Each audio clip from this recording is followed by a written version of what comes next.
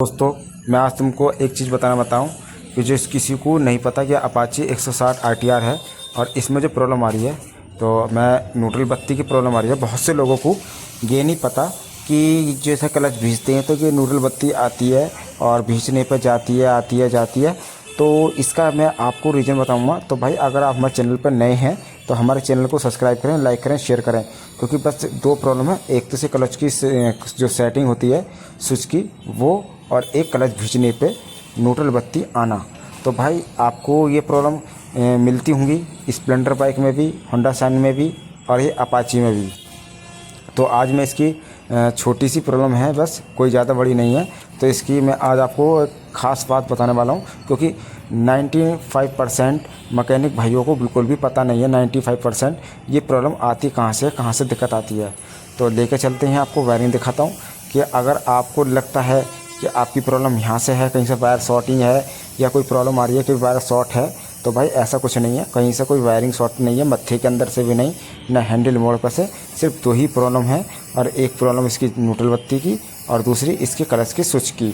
तो भाई, दो प्रॉब्लम है, और दोनों प्रॉब्लम को एक को आप बिल्कुल आसानी से सॉर्ट आउट कर सकते हो, और दूसरी तो आप भी सोचते हो कि भाई ये वायरिंग वाले के यहाँ जाएगी और गाड़ी वहीं इलेक्ट्रिशियन मिस्त्री के पास ये ठीक होगी।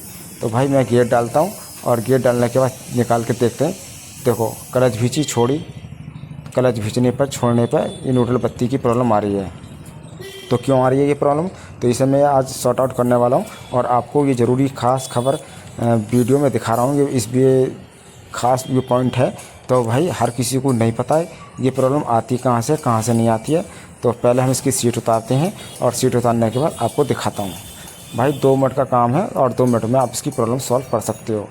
तो इसकी सीट खोलते हैं, और सीट खोलने के बाद आपको दिखाता हूँ।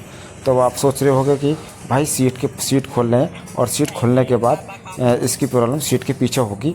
तो भाई, ऐसा वीडियो को कट ना करें, क्योंकि वीडियो में आपको बहुत महत्वपूर्ण जानकारी दे रहा हूँ। क्योंकि ये प्रॉब्लम BS6 में भी आ सकती है, BS4 में भी आ सकती है, कोई इसमें भी आ सकती है ये प्रॉब्लम। तो भाई, इस वीडियो को कट ना करें, वीडियो को पूरा देखें। तो मैं इसकी सीट ओपन करता हूँ। ओपन करो सीट।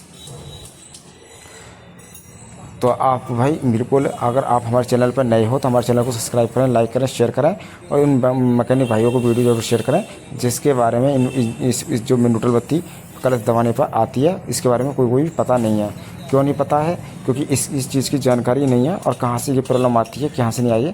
क्योंकि ये हमारे पास जो गाड़ी आई है, 2 मैकेनिक भाइयों के पास से आई है।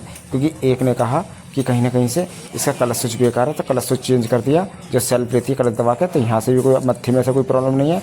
तो उसने कहा दूसरे ने कि इसके कहीं ना कहीं वायरिंग शॉर्ट है। तो भाई, कोई भी प्रॉब्लम नहीं है, इसमें छोटी सी प्रॉब्लम है।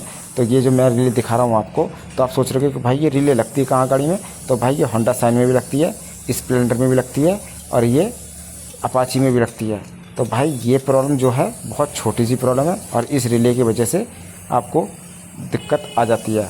तो ये है वो रिले, अपाची में यहाँ पर लगती है, जो रिले लगती है अपाची पे यहाँ लगती है, और जो स्प्लेंडर में लगती है वो सीट के नीचे लगती है, और होंडा शाइन में आपके उल्टे हाथ का जो साइड कवर होता है वो वहाँ लगती है, जहाँ पे आपके मैग्नेट कॉइल का कपलर जाता है। तो मैं दोबारा से आपको बताना चाहता हूँ कि भाई, ये इसी की वजह से ये जो न्यूट्रल बत्ती जो आ रही है क्लच दबाने पर, इसी की वजह से आती है। क्योंकि ये शॉर्ट हो जाती है, ये ख़राब हो जाती है, और इसी की प्रॉब्लम की वजह से ये दिक्कत आती है। तो हमने चेंज कर दी है, और चेंज करने के बाद आपको मैं दिखाता हूँ लगा के। तो भाई, आप बिल्कुल क्लच दबाओगे तो बिल्कुल भी नहीं आएगी। तो आप क्लच दबा रहे हैं, तो क्लच दबाने के बाद बिल्कुल भी नहीं आ रही, और गियर डालते हैं, तो गियर डालने के बाद बिल्कुल भी, क्लच दबाने के बाद बिल्कुल भी आप न्यूट्रल की जो लाइट है बिल्कुल भी नहीं आएगी। क्योंकि मैंने आपको बहुत मेन पॉइंट दिया है, और इस छोटे सा पॉइंट की वजह से लोग बाग पूरी वायरिंग फाड़ देते हैं, और इधर उधर सब तार काट देते हैं, लेकिन फिर भी प्रॉब्लम सॉल्व नहीं होती, प्रॉब्लम वही रहती है। तो भाई, एक छोटी सी प्रॉब्लम की वजह से इतना बड़ा नुकसान हो जाता है कि वायरिंग पूरी चेंजनी पड़ती है। फायर करने वाला बस 2 मिनट का काम होता है इसको प्रॉब्लम को सॉल्व करना, जिसमें इसकी समस्या हल हो जाती है। तो इस तरीके से आप बिल्कुल को, क्योंकि क्लच का जो स्विच है, क्योंकि छोड़ने पर न्यूट्रल आ रही थी और भींचने पर जा रही थी। तो भाई, ये क्लच के जो स्विच है ये इसका नहीं है, क्योंकि जो स्विच है ये स्प्लेंडर का डाला है, और ये स्प्लेंडर का स्विच इसमें नहीं लगता, क्योंकि अपाची का छोटा आता है और स्प्लेंडर का बड़ा होता है। तो ये जो स्विच है इसमें जो प्रॉब्लम आ रही है अब बिल्कुल भी प्रॉब्लम नहीं आएगी, क्योंकि इसकी जो रिले हमने बिल्कुल चेंज कर दी। कितनी बार दबाओ, या 1000 बार या 500 बार, तो भाई बिल्कुल भी क्लच की लाइट नहीं आएगी, क्योंकि इसकी जो बिलिंग कर रही है वो इसकी पासिंग रिले बिलिंग कर रही है। तो क्योंकि न्यूट्रल की जो सप्लाई है ये स्विच हम निकाल देंगे, और निकालने के बाद अपाची का ही स्विच डालेंगे, क्योंकि जो प्रॉब्लम कर रहा है, क्योंकि ये स्प्लेंडर का है फ्रंट स्विच, तो इसे हम निकाल देंगे तो दूसरा ही डालेंगे। तो भाई ये गलत डाल रखा है किसी मैकेनिक भाई ने, तो दोनों मैकेनिक भाइयों में से एक मैकेनिक भाई ने ये गलत डाल दिया। तो जो भी प्रॉब्लम होती है ये जो क्लच खींचने पे न्यूट्रल लाइट की, तो भाई इस रिले की प्रॉब्लम होती है और कोई प्रॉब्लम नहीं होती। तो भाई स्प्लेंडर की यहाँ आती है, मतलब कि जो स्प्लेंडर की होती है अपाची की तो यहाँ ही होती है जहाँ मैंने दिखाया, और स्प्लेंडर की सीट के नीचे होती है यहाँ पर। और आपको होंडा साइन कर बताऊँगा जो होंडा साइन की कहाँ होती है। तो होंडा साइन की जो होती है वो अंदर की साइड होती है, जब मैं हाथ दिखा रहा हूँ वो यहाँ लगी हुई होती है, यहाँ पर जहाँ उसकी मैग्नेट खोल के वायर होते हैं वो होंडा साइन की वहाँ लगी रहती है। और तीनों गाड़ी के बारे में आपको मैंने बता दिया है, तो इस तरीके से आप बिल्कुल सॉल्व कर सकते हो। तो भाई वीडियो अच्छी लगी हो चैनल को सब्सक्राइब करें, लाइक करें और शेयर करें।